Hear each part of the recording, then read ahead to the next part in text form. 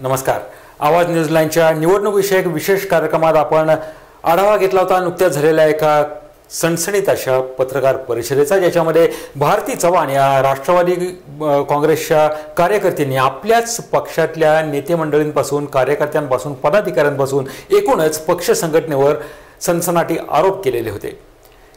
हा धुराळा विरायच्या आतमध्येच त्यांच्या आरोपांची दखल वरिष्ठ पातळीवर घेतली गेली आहे. या संदर्भात नुकतंच पिंपरी चिंचवडच्या महापौर शकुंतला धराडे यांनी सुद्धा भारती चव्हाण यांच्या या पत्रकार परिषदेच्या संदर्भात पत्रकारांच्या समोर आपलीही काही मतं मांडली आहेत. शहराचे प्रथम नागरिक म्हणून, एक महिला म्हणून, एक व्यक्ती म्हणून आणि शिवाय राष्ट्रवादी काँग्रेसच्या पदाधिकारी म्हणून शकुंतला धराडे यांनी पत्रकारांसमोर आपली मतं मांडली. याच्यामध्ये त्यांनी भारती चव्हाण यांचा खरपूस समाचार घेतलाय.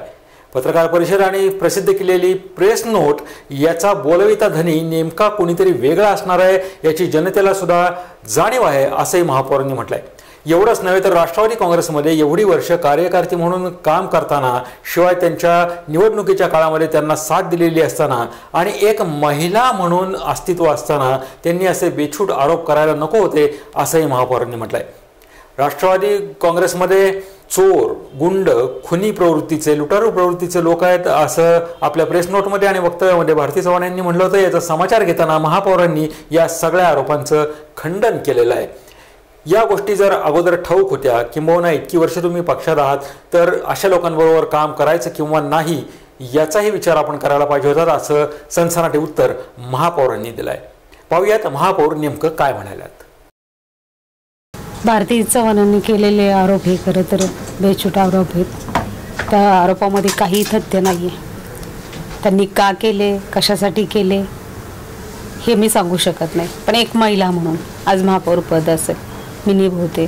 दादांचे अनेक प्रश्न मला समोर आलेले आहेत. कधी दादांनी अशा कुठल्या गोष्टीचं मला कधीच म्हणजे आज त्यांनी जे आरोप केलेत त्या आरोपालाच मी खोडते. कारण दादांनी मला खूप चांगलं ताकद दिली म्हणून या शहराचं चांगल्या प्रकारे मी काम करू शकले. हा माझा स्वतःचा अनुभव आहे. आणि आज जर बघाल, आज हे नेत्यांवर टीका करतात, असं झालं तसं झालं. ज्या नेत्यांनी 33% असतील, आमचे आदरणीय पवारसाहेब असतील, दादा असतील, दादांच्या काळामध्ये 50% झाले. पवारसाहेब ज्यावेळेस होते तेव्हा 33% आरक्षण त्यांनी दिलं. आणि आज महिला सक्षमपणाने सगळीकडे काम करतात. आज महिला बाल कल्याण असन, आमच्या पालिकेमध्ये बऱ्याचशा समित्या ह्या महिलांच्या हातामध्ये आहे आणि महिलांनी ते इतकं छान चालवलेलं आहे. म्हणून आज जे काही पिंपरी चिंचवडचा विकास दिसतो हा सुद्धा महिलांचे एक हाती हेच म्हणा, विजयच म्हणावा लागेल. आणि ह्यांनी आरोप केलेत, तथ्य वाटत नाही की एक महिला आणि एक राजकारत्या आणि नाव घेताना काल त्यांनी जी पत्रकार परिषद घेतली, पत्रकारांनाही माहिती आहे की त्या कशा प्रकारे गोंधळल्या होत्या. म्हणजे आरोप आपण कुणावर करतोय किंवा काय करतो हे ज्याला त्याला कळलं पाहिजे. एक महिला म्हणून आज 50% आरक्षणामध्ये आम्ही पण आहोत, तेव्हा त्यांचा हे आरोप मला मान्य नाहीये. त्यांनी अगदी कशा कुणावर आरोप करतात, काय करतात याची थोडंसं अभ्यास करावा आणि कुणाच्या बाबतीत आपण बोलतोय ते पण हे करावा. आज त्या नगरसेवक होऊ शकल्या नाही. मला वाटतं त्यावेळेस मी सुद्धा त्यांच्या प्रचाराला होते. आम्ही महिलाच होतो ना त्यांच्या प्रचाराला. त्या निवडून आल्या नाही ह्याचा दोष ते कुणाचा आहे, त्यांचा का जनतेचा? तेव्हा आरोप करणं हे चुकीच्या गोष्टी आहेत आणि अशा आरोप करणं त्यांना शोभत नाहीये. मला वाटतं यांचा महत्वाचा आरोप असा आहे की ही जी दादांनी सत्ता दिली ही दलालांच्या हातात दिली, असा त्यांचा थेट आरोप आहे. नाही, दादांनी सत्ता दिली, एक चांगला माणूस म्हणून सत्ता प्रत्येकाने दादांना दिलेली आहे. आता त्यांनी दलालाला कोणते दलाल, काय दलाल, त्यांनी ते त्यांनी सांगावा. आज त्या म्हणतात आम्ही आमकं दिलंय, पत्र दिलंय, ते आम्हालाही द्यावं. हां, कोणते दलाल हे मला माहित नाही, पण मला माझ्या काळात मी असलं काही पाहिलेलं नाही. थोडक्यात सगळे झाले ना, तुमच्यासह सगळे झाले. आता त्यांनी आरोपच असा केला की दलालांच्या हातात सत्ता दिली. मला ज्या गोष्टी तथ्य वाटत नाही त्याच्याशी मला बोलावं पण वाटत नाही. त्यांनी एक महिला म्हणून महिलांच्या असं झालं तसं झालं, महिलांवर अन्याय, आम्ही पण पद सांभाळलं, आम्हाला कधी अन्याय वाटला नाही. तेव्हा ते कोण दलाल हे ते त्याच्यात मी काही हे करू शकत नाही. त्यांनीच ते हे करावं.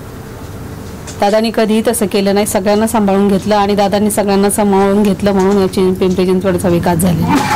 ही मात्र जनता काही विसरणार नाही. राष्ट्रवादीची एक महिला पत्रकार परिषद घेऊन असे आरोप करते, तर त्याबद्दल तुम्ही काय, तुमचं काय स्पष्टीकरण आहे? तर राष्ट्रवादीची महिला आजपर्यंत आम्ही सगळं दिलं, त्याच्यानंतर त्या कोणाच्याने हे करतात ते मला सांगू शकणार नाही.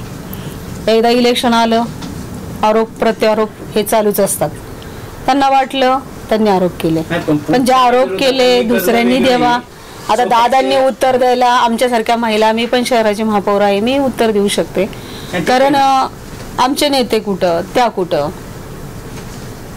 त्यांनी असा आरोप केला आहे की मी त्यांचे सगळी भानगड बाहेर काढली तर त्यांना रस्त्यावर फिरणं सुद्धा मुश्किल होईल असा आरोप. त्यांनी सरळ सरळ काढावी, मग त्यांना देतात का नाही रस्त्यावर फिरून, का दादांना देतात नाही ते त्यांनी ठरवावं.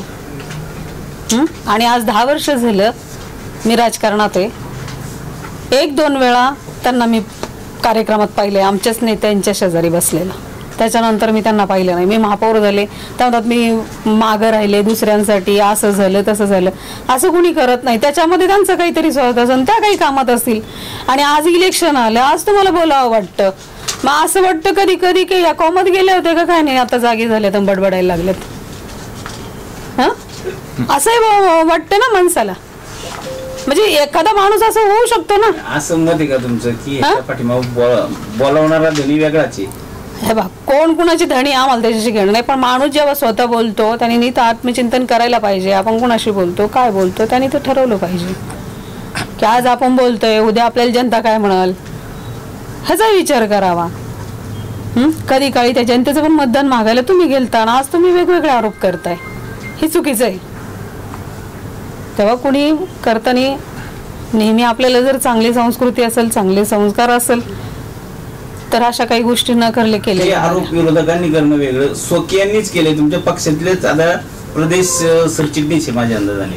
मी तेच म्हटलं ना, आता माझ्याच पक्षातले ते जरी असले तर मी म्हणते इतके दिवस त्या कोमात गेल्या होत्या का, आता जागी झाल्या बडबडायला लागल्यात.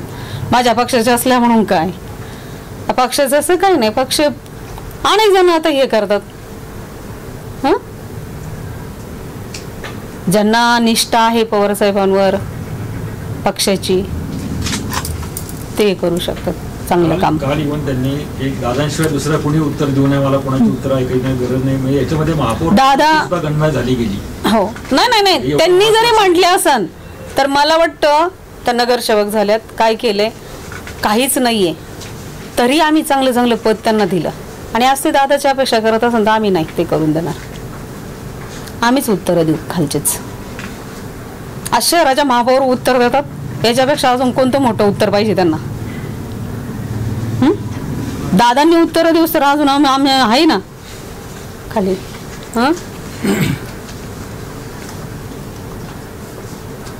हे करल ते करल काय करल त्यांनी त्यांचं करावं, आम्ही आमचा मार्ग सरळ आहे, सरळ मार्ग चालणं हाच आमचं, आणि कामं करणं हा आमचा एकमेव राष्ट्रवादी काँग्रेस पक्षाचा उद्देश. माझ्या कारकिर्दीतही तुम्ही बघितलं असेल, त्यामुळे मला काही आरोपाचं हे वाटत नाही. काय वरिष्ठांना सांगून काय हकालपट्टी किंवा काय असं काय कारवाई करणार का त्यांच्यावर? आमचे दादा निर्णय घेतील त्याच्यावर काय करायचं काय नाही. याचा बोलवता धनी कोण? काय गरज आहे आम्हाला? जे तोंडाने बोलल्यात समोर तुमच्या समोर त्यांनाच उत्तर देणार ना. पण तुमच्याच पक्षातले कुणीतरी त्यांच्या पाठीमागे असणार नाही. आम्हाला काय करायचंय कोण कोणाच्या पाठीशी आहे? आमच्या पाठीशी दादा आहेत एवढं मला चांगलं माहिती आहे. बस पक्षांतर्गत तुम्ही कारवाई करायला म्हणजे करणार ना, आमचे नेते घेतील त्याची दखल, करतील पक्ष कारवाई. एक महिला म्हणून तुम्ही काय कारवाई लागले तरी पण बघून घ्या. एक महिला शहराच्या तुम्ही पक्षाचे एक कार्यकर्ता असे बोलतात, त्या संदर्भात तुम्ही काय कारवाई करणार? नाही, पक्षाचे महापौर म्हणून दादांना हे तर आता कानावर गेलेलं आहे, दादा काय सल्ला देतील त्यानुसार आम्ही त्याच्यावर कारवाई करू. शेवटी आम्ही दादांचे सल्ले घेतो, नंतर आम्ही कारवाई करतो. दुसराच माहिती तुम्हालाही सांगण्यासारखं नाही, आम्हालाच म्हणजे ते सांगायला आम्हाला पण बोलायचं त्याच्यावर. हा, तर असे आरोप केलेत त्यांनी, नाही, त्यांनी जसे आरोप केले असेल तुम्हाला त्यांचं ऐकावं वाटलं नाही, लाज वाटली किंवा सांगायला सुद्धा, इतक्या खालच्या पातळीच्या आम्ही नाही आहेत आणि त्या खालच्या पातळीला आम्ही जाणाऱ्या महिला नाहीये. आम्हाला संस्कार चांगले झालेले आहेत आणि ज्यांना संस्कार झाले नाही ते बोलतील तर त्यांच्यावर कारवाई करता येईल त्यावेळेस. पत्रकार परिषद घेऊन बोलल्यात त्या. हो, घेऊ द्या ना. आमचे वरिष्ठ नेते त्यांच्याशी बोलून आम्ही त्यांच्यावर कारवाई करण्याचा प्रयत्न करणार आहोत. भारती चव्हाण यांनी घेतलेल्या पत्रकार परिषदेच्या अनुषंगानं त्यांना उत्तर देताना राष्ट्रवादी काँग्रेसच्या पिंपरी चिंचवडच्या महिला अध्यक्ष सुजाता पलांडे यांनी सुद्धा सणसणीत उत्तर दिलंय. एकूणच हे आरोप बेछूट आणि बेनाम आहेत असंही त्यांनी म्हटलंय. शिवाय या संदर्भात काय कारवाई करायची याचा निर्णय पक्षश्रेष्ठी लवकरच घेतील असंही त्यांनी सूचित केलंय. या संदर्भात महिला म्हणून भारती चव्हाण यांनी असं आरोप करायला नव्हते हवे असंही त्यांनी आवर्जून नमूद केलंय. मात्र हे आरोप केल्यानंतर आता त्याच्या कारवाईला त्यांना सामोरं जावं लागेल असंही त्यांनी सूचित केलंय. बघूयात सुजाता पलांडे यांनी नेमकं काय सांगितलंय. पक्षामध्ये कुठेही आम्हाला कार्यरत अशा दिसलेल्या नाही आहेत. त्या कार्यरत नसलेली महिला जर काही बोलत असेल तर मला वाटतं जास्ती ते मनावर घ्यायची गरजच नाही ती गोष्ट. त्यामुळे कोणी काय बोलावं वैयक्तिक ही त्यांची बाब आहे. आमच्या पक्षाच्या हिशोबात बघा तर आमचे दादा सर्वेसर्व आहेत, आमचे सर्वस्व आहेत, आमच्या शहराचे आपल्या पिंपरी चिंचवडचे जनक आहेत. ते त्यांच्याबद्दल त्यांनी केलेलं वक्तव्य चुकीचं आहे एवढं माझं महिला अध्यक्ष म्हणून म्हणणं आहे. या संदर्भात काय तुम्ही म्हणजे त्यांच्या कारवाई संदर्भात काय करणार? माझं एक म्हणणं असं आहे की पक्षश्रेष्ठी जे काही ठरवतील आमचे ते जे निर्णय घेतील तो आम्हाला मान्य असणार या गोष्टींमध्ये. कारवाई कधी झालेली? मला एक महिला अध्यक्ष किंवा राष्ट्रवादीची महिला अध्यक्ष सोडून द्या तुम्ही किंवा नगरसेवक सोडून द्या. एक कार्यकर्ते म्हणून मी इथे बोलेन राष्ट्रवादीची की आमचे नेते योग्य वेळेला योग्य निर्णय घेतात आणि ह्याच्यावर आमचा सर्व कार्यकर्त्यांचा ठाम विश्वास आहे. शेवटी हे राजकारण आहे. या राजकारणात कधी काय घडेल याचा काहीही भरोसा नाही. याच पार्श्वभूमीवर या घटना घडतायत. निवडणुकीचं वातावरण तापू लागले तसतसं राजकारणातल्या या घटनाही उफाळून वर येऊ लागल्यात. विरोधी पक्षांनी एकमेकांवरती आरोप प्रत्यारोप करणं ही एक वेळ समजून घेण्याची बाब आहे. पण स्वकीयांनी स्वपक्षातल्या लोकांनीच आपल्याच पक्षातल्या लोकांवर, कार्यकर्त्यांवर, पदाधिकाऱ्यांवर, खास करून नेत्यांवर बेछूट असे आरोप करणं हे कदाचित पक्षभंगाची कारवाईला सामोरं जाण्याचं लक्षण ठरू शकतं. पण याची चिंता ज्यानं त्यानं करायला हवी. मतदार मात्र तूर्तास हा सगळा खेळ बघतायत. त्यांच्या दृष्टीनं हे मनोरंजन ठरू नये याचं गांभीर्य मतदारांच्याही लक्षात यावं. ही महत्त्वाची गोष्ट या कार्यकर्त्यांच्या लक्षात आत्तापासून यायला हवी. अशा सनसनाटी वेगवेगळ्या घटनांचं बातम्यांसह आम्ही पुन्हा आपल्यापर्यंत येणार आहोत. पाहत राहा आवाज न्यूज लाईन. तोपर्यंत नमस्कार. वंदे मातरम.